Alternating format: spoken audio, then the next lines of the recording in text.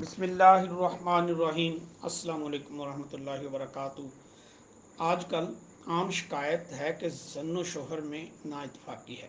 مرد کو عورت کی شکایت ہے تو عورت کو مرد کی، ہر ایک دوسرے کے لیے بلائے جان، اور جب اتفاق نہ ہو تو زندگی تلخ اور نہایت خراب۔ آپس کے نا اتفاقی علاوہ دنیا کے خرابی کے دین بھی برباد کرنے والی ہوتی ہے، اور اس نا اتفاقی کا اثر بد انہی تک محدود نہیں رہتا بلکہ اولاد پر بھی اثر پڑتا ہے۔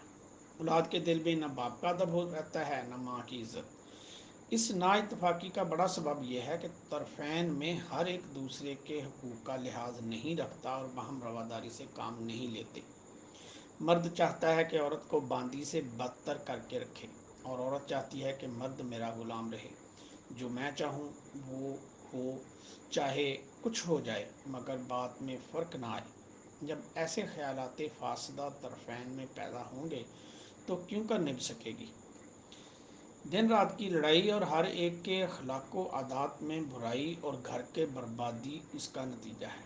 قرآن مجید میں جس طرح یہ حکم آیا کہ الرجال قوامون علی النساء، جس سے مردوں کی بڑائی ظاہر ہوتی ہے، اسی طرح یہ بھی فرمایا کہ وعاشروہن بالمعروف، جس کا صاف یہ مطلب ہے کہ عورتوں کے ساتھ اچھی معاشرت کرو۔ اس موقع پر بعض حدیثیں ذکر کریں جن سے ہر ایک کے حقوق کی معرفت حاصل ہو، مگر مرد کو یہ دیکھنا چاہیے کہ اس کے ذمے عورت کے کیا حقوق ہیں، انہیں ادا کرے، اور عورت شوہر کے حقوق دیکھے اور پورے کرے۔ یہ نہ ہو کہ ہر ایک اپنے حقوق کا مطالبہ کرے اور دوسرے کے حقوق سے سروکار نہ رکھے۔ یہی فساد کی جڑ ہے، اور یہ بہت ضرور ہے کہ ہر ایک دوسرے کی بے جا باتوں کا تحمل کرے، اور اگر کسی موقع پر دوسری طرف سے زیادتی ہو تو آمادہ بفساد نہ ہو کہ ایسی جگہ ضد پیدا ہو جاتی ہے اور سلجھی ہوئی بات الجھ جاتی ہے۔ حضور صلی اللہ علیہ وسلم نے فرمایا، عورت پر سب آدمیوں سے زیادہ حق اس کے شوہر کا ہے اور مرد پر اس کی ماں کا۔ نسائی ابو ہریرہ رضی اللہ تعالیٰ عنہ سے روایت کرتے ہیں کہ رسول اللہ صلی اللہ علیہ وسلم نے فرمایا، اگر میں کسی شخص کو کسی مخلوق کے لیے سجدہ کرنے کا حکم دیتا تو عورت کو حکم دیتا کہ وہ اپنے شوہر کو سجدہ کرے۔ اسی کے مثل ابو داؤد اور حاکم کی روایت قیس بن سعد رضی اللہ تعالیٰ عنہ سے ہے۔ اس میں سجدے کی وجہ بھی بیان فرمائی۔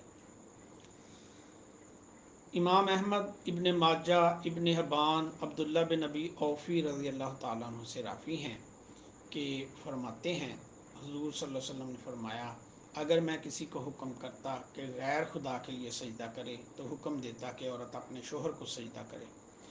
قسم ہے اس ذات کی جس کے قبضہ قدرت میں محمد صلی اللہ علیہ وسلم کی جان ہے، عورت اپنے پروردگار کا حق ادا نہ کرے گی جب تک شوہر کے کل حق ادا نہ کرے۔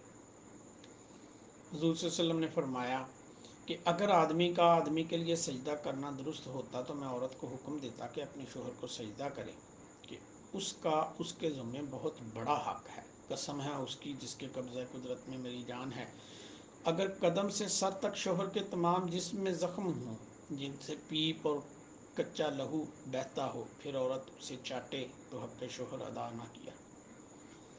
حضور صلی اللہ علیہ وسلم نے فرمایا، شوہر نے عورت کو بلایا، اس نے انکار کر دیا، اور غصے میں اس نے یعنی شوہر نے رات گزاری تو صبح تک اس عورت پر فرشتے لعنت بھیجتے رہتے ہیں۔ دوسری روایت میں ہے کہ جب تک شوہر اس سے راضی نہ ہو اللہ جل شانہ اس عورت سے ناراض رہتا ہے۔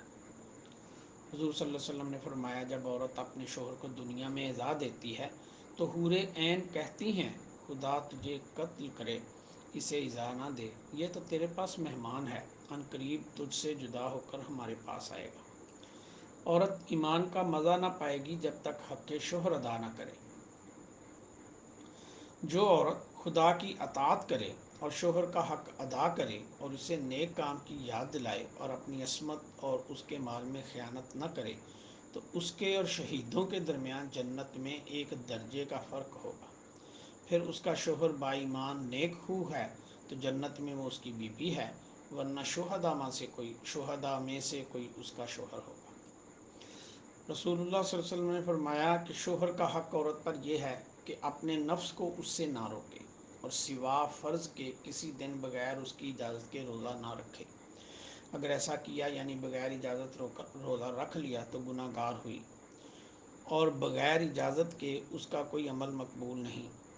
اگر عورت نے کر لیا تو شوہر کو ثواب ہے اور عورت پر گناہ، اور بغیر اجازت اس کے گھر سے نہ جائے۔ اگر ایسا کیا تو جب تک توبہ نہ کرے اللہ جل شانہ اور فرشتے اس پر لعنت کرتے ہیں۔ عرض کی گئی اگرچہ شوہر ظالم ہو؟ فرمایا اگرچہ ظالم ہو۔ رسول اللہ صلی اللہ علیہ وسلم نے فرمایا عورت پر شوہر کا حق یہ ہے کہ اس کے بچھونے کو نہ چھوڑے اور اس کی قسم کو سچا کرے اور بغیر اس کی اجازت کے باہر نہ جائے، اور ایسے شخص کو مکان میں آنے نہ دے جس کا آنا شوہر کو پسند نہ ہو۔ حضور صلی اللہ علیہ وسلم نے فرمایا کہ اے عورتوں، خدا سے ڈرو اور شوہر کی رضامندی کی تلاش میں رہو، اس لیے کہ عورت کو اگر معلوم ہوتا کہ شوہر کا کیا حق ہے تو جب تک اس کے پاس کھانا حاضر رہتا یہ کھڑی رہتی۔ حضور صلی اللہ علیہ وسلم نے فرمایا عورت جب پانچوں نمازیں پڑھے اور ماہ رمضان کے روزے رکھے اور اپنی عفت کی محافظت کرے اور شوہر کی اطاعت کرے تو جنت کے جس دروازے سے چاہے داخل ہو۔ رسول اللہ صلی اللہ علیہ وسلم نے فرمایا جو عورت اس حال میں مری کہ شوہر راضی تھا وہ جنت میں داخل ہوگی۔ رسول اللہ صلی اللہ علیہ وآلہ وسلم نے فرمایا کہ 3 شخص ہیں جن کی نماز قبول نہیں ہوتی اور ان کی کوئی نیکی بلند نہیں ہوتی: بھاگا ہوا غلام جب تک اپنے آقا کے پاس لوٹ نہ آئے اور اپنے کو ان کے قابو میں نہ دے دے، اور وہ عورت جس کا شوہر اس پر ناراض ہے، اور نشہ والا جب تک ہوش میں نہ آئے۔ یہ چند حدیثیں حقوق شوہر کی ذکر کی گئیں۔ عورتوں پر لازم ہے کہ حقوق شوہر کا تحفظ کریں اور شوہر کو ناراض کر کے اللہ جل شانہ کی ناراضگی کا وبال اپنے سر نہ لیں کہ اس میں دنیا اور آخرت دونوں کی بربادی ہے، نہ دنیا میں چین نہ آخرت میں راحت۔ اب بعض وہ احادیث ذکر کی جاتی ہیں کہ مردوں کو عورتوں کے ساتھ کس طرح پیش آنا چاہیے۔ مردوں پر ضروری ہے کہ ان کا لحاظ کریں اور ان ارشادات عالیہ کی پابندی کریں۔ رسول اللہ صلی اللہ علیہ وآلہ وسلم نے فرمایا عورتوں کے بارے میں بھلائی کرنے کی وصیت فرماتا ہوں، تم میری اس وصیت کو قبول کرو۔ وہ پسلی سے پیدا کی گئیں اور پسلیوں میں سب سے زیادہ ٹیڑھی اوپر والی ہے، اگر تو اسے سیدھا کرنے چلے تو توڑ دے گا اور اگر ویسی ہی رہنے دے تو ٹیڑھ باقی رہے گی۔ مسلم شریف کی دوسری روایت میں ہے کہ عورت پسلی سے پیدا کی گئی، وہ تیرے لیے کبھی سیدھی نہیں ہو سکتی، اگر تو اسے برتنا چاہے تو اسی حالت میں برت سکتا ہے، اور سیدھا کرنا چاہے گا تو توڑ دے گا، اور توڑنا طلاق دینا ہے۔ صحیح مسلم میں انہی سے روایت ہے۔ رسول اللہ صلی اللہ علیہ وسلم نے فرمایا کہ مسلمان مرد عورت مومنہ کو مبغوض یعنی غصے میں نہ رکھے، اگر اس کی ایک عادت بری معلوم ہوتی ہے تو دوسری پسند ہوگی، یعنی تمام عادتیں تو خراب نہیں ہوں گی، جبکہ اچھی بری ہر قسم کی باتیں ہوں گی۔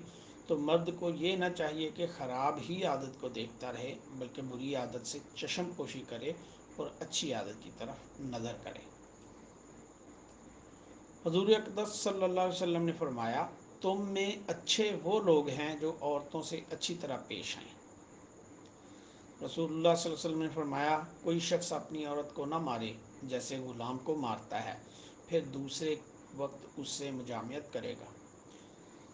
دوسری روایت میں ہے کہ عورت کو غلام کی طرح مارنے کا قصد کرتا ہے کہ شاید دوسرے وقت سے اپنا ہم خواب کرے، یعنی زوجیت کے تعلقات